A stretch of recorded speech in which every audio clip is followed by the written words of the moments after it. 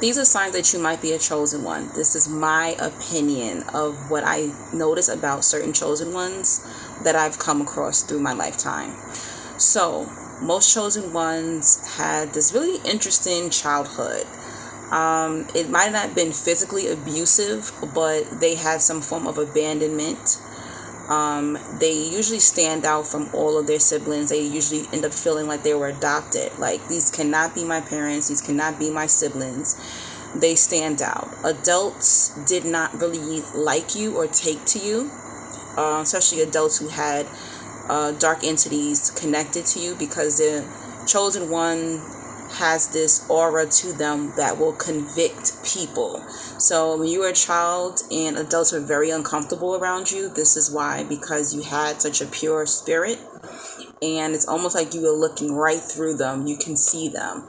You end up also exposing many abusers in your family, all types of abuse. You were the one that exposed your family members. You end up being the generational curse breaker, and you end up being the black sheep. You're usually the one who's casted out. You're not the golden child of your family, because you are the one that comes in and you tell it like it is, and you're able to verbalize. Even if you're an introvert, you're able to speak up, and your family did not like this. You do not go with the flow. You do not go with the course of what they wanted you to be, growing up, your life path, and you are not going to be the one who's going to be the hush-hush secret keeper of the family.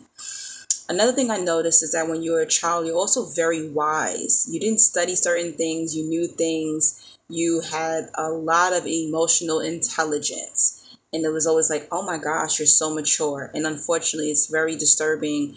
A lot of adults were even attracted to you because of this. It's almost like you had an old soul.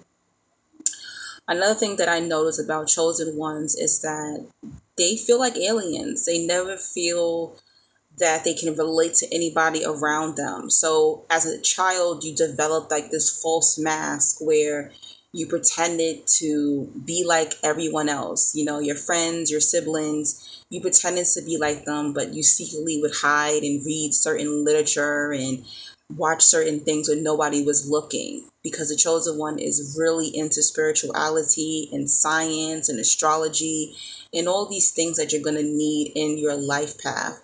So you did learn to create a mask in order to survive when you were growing up, and some of you are still doing it now.